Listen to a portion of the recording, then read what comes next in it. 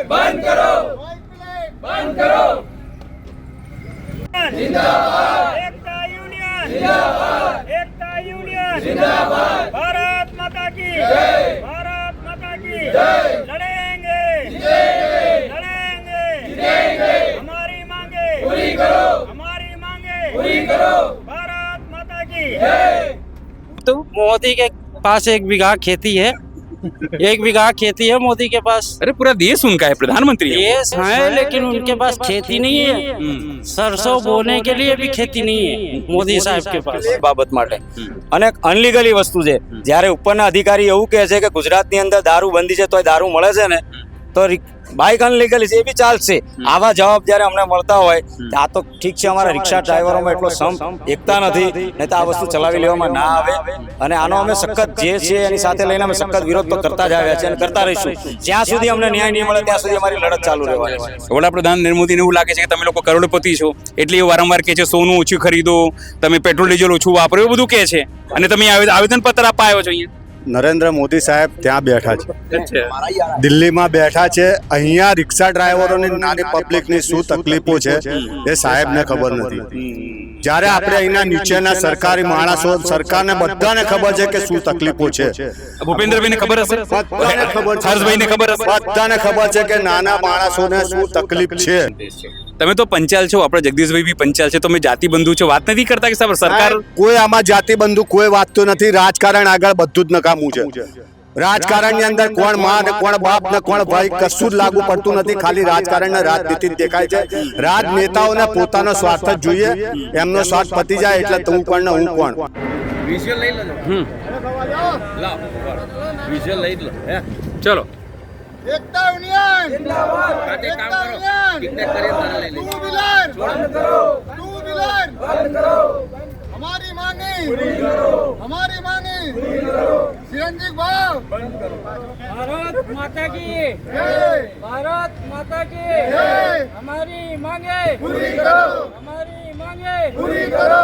हम हमारा हक मांगते, नहीं किसी से भीख मांगते, हम हमारा हक मांगते। नहीं किसी से भीख मांगते। सफेद नंबर प्लेट 2 व्हीलर बाइक बंद करो, बंद करो, सफेद नंबर प्लेट 2 व्हीलर बाइक बंद करो, बंद करो। એવું છે કે ઘરમાં 5 જણા કમાવા વાળા હોય તોય 4 જણનું પૂરું થતું નથી। એટલે મોંઘવારી ત્યારની ને અત્યારની મોંઘવારીમાં આસમાન જમીનનો ફરક છે। અત્યારે રિક્ષાવાળાઓને તો ખાલી બસ મરવાનો જ વારો છેલ્લો બાકી છે એમ કહીએ તો ચાલે। હવે છેલ્લે કંટાળીને એક બીજો બી દેશ તો છે કે અમે બધા રિક્ષાઓ સરકારી કચેરીઓમાં જમા કરાવી દઈશું અને અમને રોજી રોટી આપે સરકાર। क्या दारू यहाँ बेचो तो कोई कायदा कानून नहीं है, घर पे जाके बेचो तो कोई कायदा कानून नहीं। दारू तो मिलता ही नहीं है गुजरात में। कौन कहता नहीं मिलता है साहब? अरे हर संघ भी भूपेंद्र भाई ये सब कहते हैं, सीएम साहब के नहीं मिलता। ट्रक पकड़े जाते कहाँ से आते हैं? तुम लेके आते हो क्या? हम लेके आते हैं? ये रोजाना पेपर में निकलता है। अरे पकड़े जाते हैं ऐसा उनका कहने का। तो कहाँ से आते हैं? आते ही है ना। और उसके बाद में जैसे रिक्शे वाले दारू मिलता है, आपको ऐसा पता है? क्यों नहीं मिलता? अच्छा, कोई भी बाथरूम में चले जाएगी, टॉयलेट में चले जाएगी, वहाँ 2-4 मिल जाएगी। निचले वर्ग के आदमी हमारी कौन सुनेगा, लेकिन एक दिन मैं ये सत्ताधारियों लोगों को बोलता हूँ हमारी बद्दुआ जरूर लगे। सत्ताधारियों को आपने बदुआ दी? मैं उन्हीं ने तो परमिशन दिया है ना तो कूड़ा मारो, हमको पैसा लाओ। हाँ मैं चौखा बोल रही हूँ। સીએનજી ના ભાવમાં વધારો થયો પણ રિક્ષા ચાલકો પોતાના ભાડામાં વધારો કરી શકતા નથી અને સરકારની પરવાનગી લેવાની હોય છે। એટલે સરકારની મન ફાવે ત્યારે વધારો કરી દે, પણ જો આ લોકોને વધારો કરવાનું હોય, આ તમામ જે રિક્ષા ચાલકો છે આજે એ મોટા ભાગના તમામ લોકો અહીં અમદાવાદ કલેક્ટર કચેરી આવ્યા છે પોતાની માંગો લઈને। આપણી સાથે કેટલાક લોકો છે। સર ક્યાં નામ है आपका? अहमदाबाद रिक्शा चालक एकता यूनियन सामंती विराज भाई। विराज भाई क्या कहेंगे, आज आप कहीं हड़ताल की बात करके आए हैं आप? हड़ताल हमारे को करने का है और हमने मीडिया के माध्यम से बता भी दिया है कि हम 72 कलाक के लिए अनशन उपवास ऊपर बैठने वाले हैं। अगर सीएनजी का भाव वापस नहीं ले रहे हैं अडानी साहेब तो हम 72 घंटे के लिए अनशन उपवास पे कितने लोग करेंगे आपके अलावा? हम अभी 10 से 12 लोग करने वाले हैं। अच्छा, अगर आज कलेक्टर के यहाँ से निर्णय नहीं आएगा तो हमारा आंदोलन चालू रहेगा, मगर भूख हड़ताल करेंगे? भूख हड़ताल भी चालू रहेगा। अच्छा, लेकिन पीएम मोदी साहब तो कहते हैं कम तेल खाओ और पेट्रोल डीजल कम करो, आप तो उनकी बात मान रहे हैं? आप तो मोदी के पास 1 बीघा खेती है, 1 बीघा खेती है मोदी के पास। अरे पूरा देश उनका है, प्रधानमंत्री है। देश है लेकिन उनके पास खेती नहीं है। सरसों बोने के लिए भी खेती नहीं है मोदी साहब के पास। हाँ बोलो, क्या बोल रहे हैं? मोदी के पास लहसुन लगाने की भी खेती नहीं है। तो खेती क्या करना है उनको? हैं? खेती क्या करेंगे करके? खेती में ही पैदा होता है ना तेल, खाने का खेती में ही पैदा होता है। उनको क्या पता है तेल का भाव क्या है? अभी 200 रुपए किलो है। हैं? मोदी साहब सोना वोना बोले हैं कम खरीदो बोले हैं। सोना तो कोई खरीदता ही नहीं है। सोना तो कोई खरीदता ही नहीं है आज के जमाने में। चांदी वांदी खरीद लेते होंगे। ऐसे तो हम लोग के वहाँ क्या है कि हम लोग के वहाँ तो चांदी सोना सब रखा हुआ ही है। अच्छा। हाँ, कहने का मतलब हमारे को शादी विवाह में तो हमारे घर की सोना चांदी काम में आ जाएगी। बाहर से खरीदने की जरूरत ही नहीं है।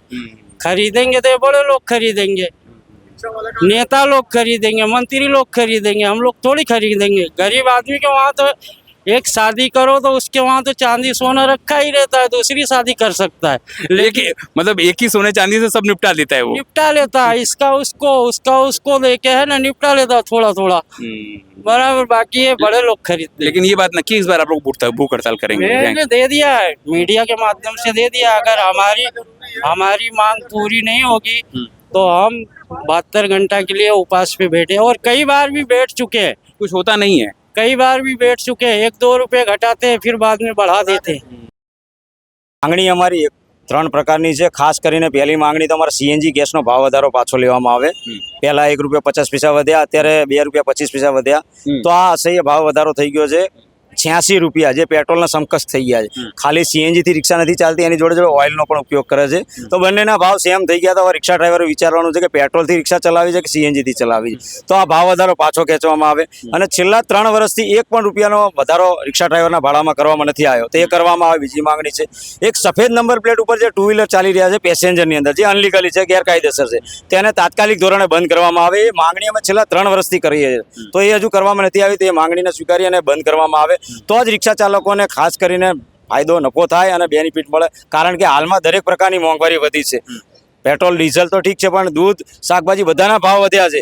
એટલે મોંઘવારીની માર અને આ સીએનજીનો કમરતોડ ભાવ વધારો, એટલે બંને માર રિક્ષા ડ્રાઈવરો સહન કરી શકતા નથી। તો ખાસ કરીને સરકારને અમારી વિનંતી છે જેમ બને તેમ જલ્દી આનો નિર્ણય લેવામાં આવે। આજે અમે કલેક્ટર સાહેબશ્રીને આવેદનપત્ર આપ્યું છે, તો જલ્દી નિર્ણય નહીં લેવામાં આવે તો અમે વિરોધ પ્રદર્શન તો કાલથી ચાલુ કર્યું હતું। આગળ જતા બેઠકો અમારી ચાલુ છે, રેલી કરીશું, ભૂખ હડતાલ કરીશું, જરૂર જણાય તો રિક્ષા બંધનું એલાન પણ કરીશું। ખાસ કરીને 3 વર્ષથી તમે કીધું કે આવેદનપત્ર 3 વર્ષ પહેલા જે આવેદનપત્ર આપો છો, આપતા રહ્યા છો, એમાં ને આજના આવેદનપત્રમાં શું ફેર છે? ફેર એટલો છે કે વારંવાર અમે મૌખિક તો રજૂઆત કરીએ છીએ, લેખિતમાં આપીએ છીએ। ખબર નહીં આવેદનપત્રો એ લોકો કચરાના ડબ્બામાં નાખતા હશે કે શું કરતા હશે। આ એમને વિચારવા જેવું છે કે અમે એમને ગાંધીનગર સુધી લાંબા નથી થતા। આજે અમે રોજ કમાઈને રોજ ખાનાર વર્ગ છીએ। એક દિવસ ભાગે તો કેટલું નુકસાન થાય એ પોતે પણ જે અધિકારીએ વિચારી લે કે એક રજા પડે તો શું થાય। તો આવા અમે 500 ધક્કા ખાધા હશે આ બાબત માટે। અને અનલીગલી વસ્તુ છે। જ્યારે ઉપરના અધિકારી એવું કહે છે કે ગુજરાતની અંદર દારૂ બંધી છે, તોય દારૂ મળે છે ને, તો બાઇક અનલીગલી છે એ બી ચાલશે।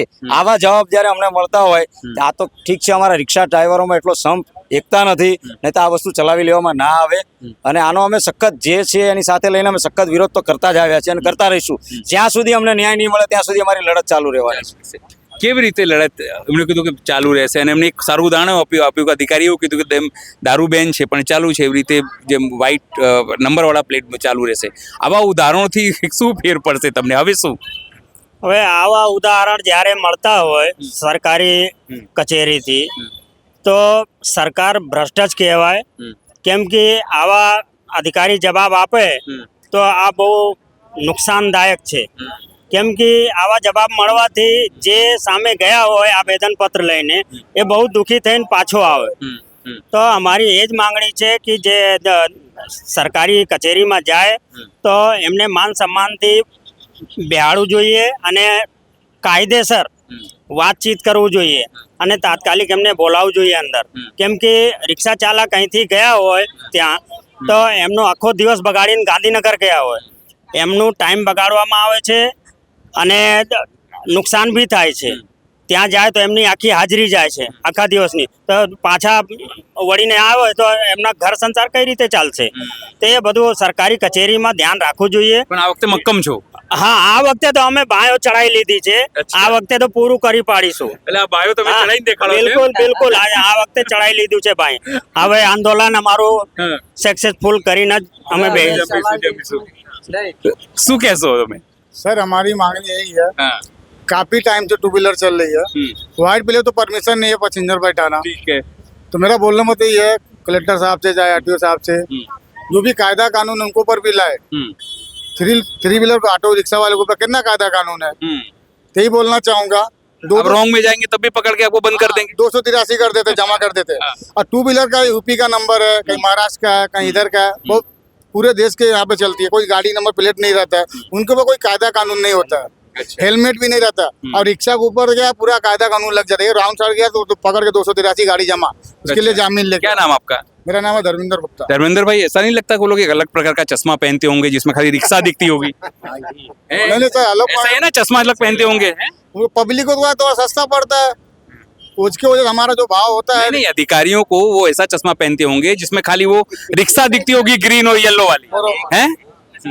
हमारे बोलने का मतलब ये है कि टैक्सी हम लोग चलाते हैं तो येलो नंबर प्लेट कराने की उसका डबल टैक्स भरने का, ऑटो रिक्शा में टैक्स भरने का, वो टू व्हीलर वाला 50 रुपए 60 रुपए की राइड ले जाने के लिए हम लोग रिक्शे वालों को नवरा कर दिया है। आज की तारीख में आप कालूपुर रेलवे स्टेशन जाओ, साबरमती जाओ, आपको जितनी रिक्शा नहीं मिलेगी उससे ज्यादा टू व्हीलर मिलेगी।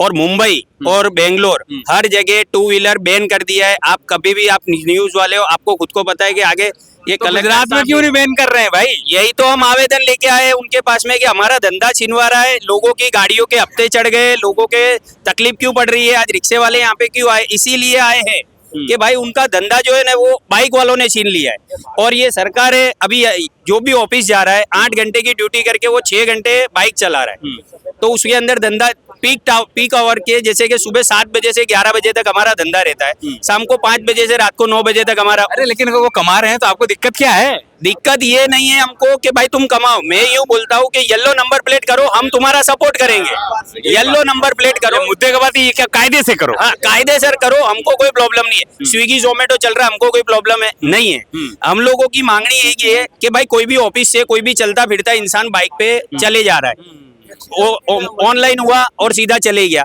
ऐसा नहीं होना चाहिए। कायदे सर येलो नंबर प्लेट करो, दोनों बाजू दोनों पैसेंजर के भी हेलमेट। आपने देखा होगा गोता में एक लड़की मर गई, रैपिडो बाइक वाले ने गिरा दिया, कोई इनकी जान की कोई परवाह नहीं है। यानी पैसेंजर को खाली रिक्शे वाले की गलती, अगर आगे का टायर पंचर हो गया, कहीं गाड़ी पलटी मार गई तो रिक्शे वालों का सब विरोध करते हैं, रिक्शे वाला कट मार रहा है। अरे पर लेकिन बाइक पे कौन सी सेफ्टी है?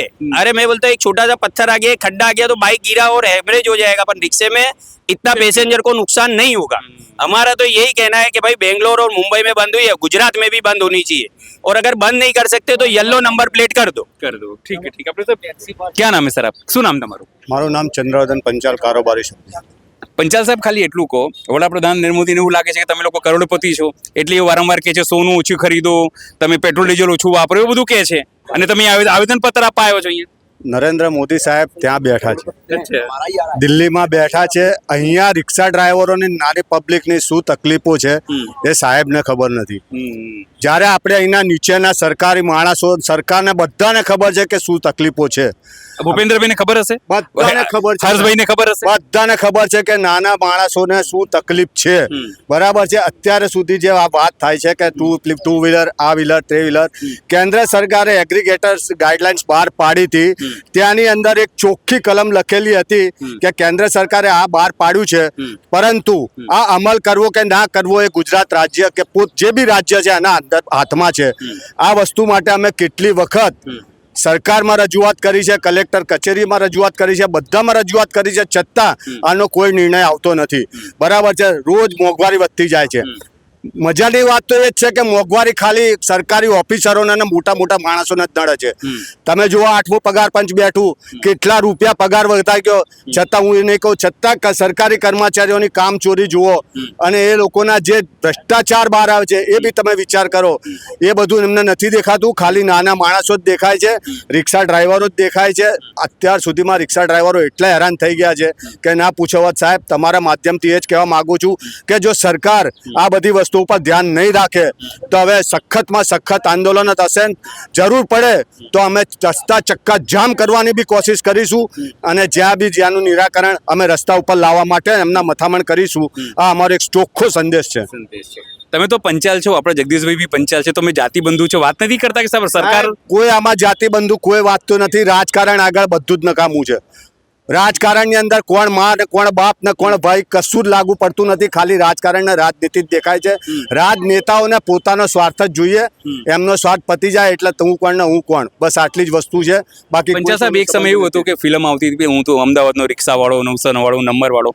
આજે શું પરિસ્થિતિ છે રિક્ષાવાળો? સાહેબ એ વાત કરી તમે. મા બાપ રિક્ષાવાળો આવ્યો તો અસરાની સાહેબ હતા અંદર, બરાબર છે. 1975 કે 76 એ પિક્ચર આવેલું. એ વખતે આખી અમદાવાદની નહીં આખા ગુજરાતની તાસીર અલગ હતી. એ વખતે રિક્ષાવાળો સાંજ પડે ધંધો કરીને જતો, પિક્ચરો જોવા જતો, નાસ્તા કરવા જતો, બધું કરવા જતા હતા. અર્થતંત્ર ચલાવતા હતા. એક રિક્ષા ઉપર 8-8 જણનું ઘર ચાલતું હતું. જ્યારે અત્યારે એવું છે કે ઘરમાં 5 જણા કમાવા વાળા હોય તોય 4 જણનું પૂરું થતું નથી. એટલે મોંઘવારી ત્યારની ને અત્યારની મોંઘવારીમાં આસમાન જમીનનો ફરક છે.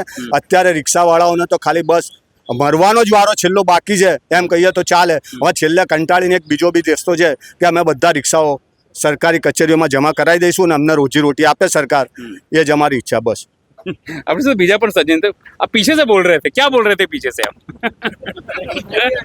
आगे से बोलिए. नहीं मैं तो कुछ नहीं बोल रहा था, मैं यही बोल रहा था कि जैसे इसको माइक ही बोलते हैं. हाँ, इसको माइक बोलते हैं. मेरा नाम अनिल पटेल, आपका नाम बताइए. हाँ. मेरा नाम नरेश सिंह मावड़ है. जी बोलिए मावड़ साहब.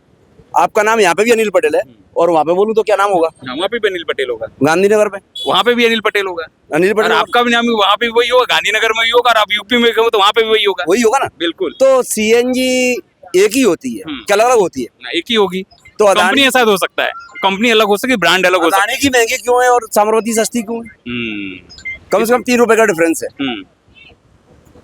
तो इसका कारण क्या है? सरकार क्यों नहीं हमको बताती कि इसका एक कारण है. मतलब साबरमती का जो अदानी से 3 रुपया सस्ता है.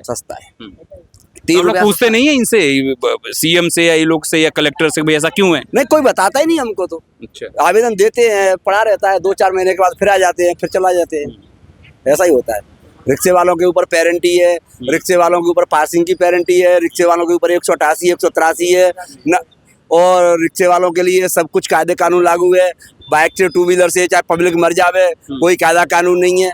चाहे दारू यहाँ बेचो तो कोई कायदा कानून नहीं है, घर पे जाके बेचो तो कोई कायदा कानून नहीं है. दारू तो मिलता ही नहीं है गुजरात में. कौन कहता नहीं मिलता है साहब? अरे हर संघवी भूपेंद्र भाई ये सब कहते हैं सीएम साहब के नहीं मिलते. ट्रक पकड़े जाते कहाँ से आते हैं? तुम लेके आते हो क्या? हम लेके आते हैं. ये रोजाना पेपर में निकलता है. अरे पकड़े जाते हैं ऐसा उनका कहना है. तो कहाँ से आते हैं? आते ही है ना. और उसके बाद में जैसे रिक्शे वाले, दारू मिलता है आपको ऐसा पता है?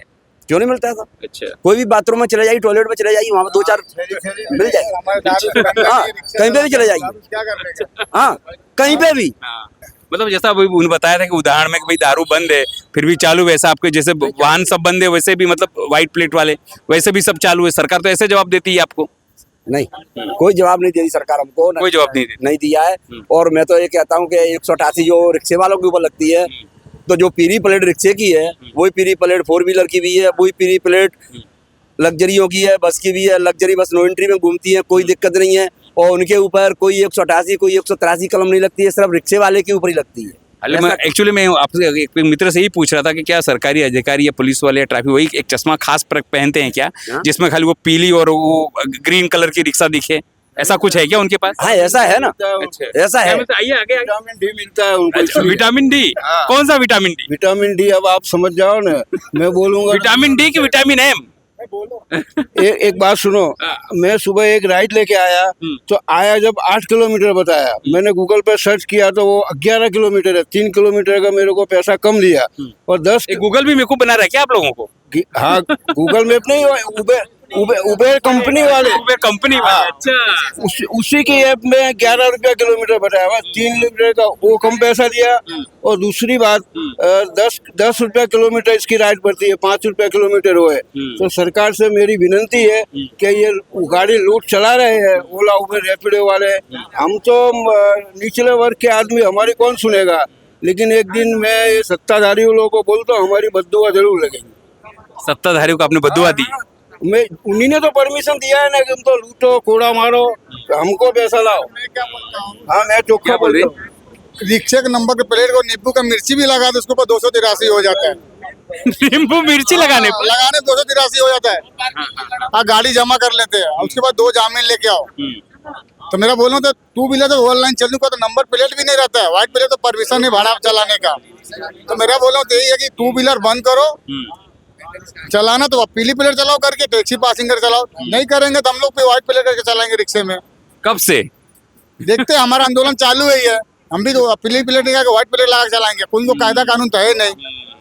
अभी एक मिर्ची लगाने पर हमारे 283 तो हमारे खुद हम लोग जामीन दे के छोड़ाते हैं। अच्छा, खाली मिर्ची लगा, नींबू मिर्ची। नंबर लगा पकड़ के अंदर डाल देते हैं। अच्छा, वो नींबू मिर्ची हरी और पीली होगी इसलिए। हाँ खाली બીજેપી મિત્ર અહીંયા તમે યાર પહેરીને ઊભા છો ગ્રીન મસ્ત બોલો શું ના ક્યાં નામ है आपका? મારું નામ પરવેજ આલમ છે. પરોજભાઈ શું કહેશો આજે અહીંયા આયા છો તમે રિક્ષાવાળાના સમર્થનમાં? એના માટે કે ગેસનો ભાવ જે છે એ બધું છે એને ઓછું કરે અને 4 વર્ષથી મિનિમમ રિક્ષા ભાડું જે ચાલે છે એનાથી વધતું નથી. એ જ ને એ જ ભાડામાં દિવસ હોય કે નાઇટ હોય એ પ્રમાણે ચાલે છે.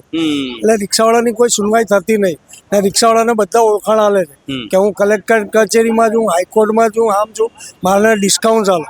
રિક્ષાવાળાને કોઈ ડિસ્કાઉન્ટ મળતું નથી. એટલે કોણ આપે છે તમને ઓળખાણ? કોણ ડિસ્કાઉન્ટ લેવા માટે ઓળખાણ આપે છે? ગવર્મેન્ટ જોબ વગર ગવર્મેન્ટ જોબ વાળા બધા ઓળખાણ આલે છે કે હું પોલીસમાં છું, હું કલેક્ટર છું, હું આઈટીઓમાં છું. પણ રિક્ષાવાળાને શું લેવા ઓળખાણ આપો છો? તમે જે લીગલી હેડતા હો તો લીગલી કામ કરો, પછી કે રિક્ષાવાળા ખોટું કરે. અત્યારે નેપ 3 જગ્યા રસ્તો બતાવે છે, એની જગ્યા માણસને ખોટું બતાવે. અને 2 વ્હીલરનું હિસાબ એવું છે કે મેક્સિમમ 2 વ્હીલરમાં શું છે, કોઈ જોતું જ નથી, રાત દિવસ છોકરીઓ ફેરે છે. અને રિક્ષાવાળા કંઈ પૂછ્યું કે ક્યાં જવાનું તો કે મારી છેડતી કરે.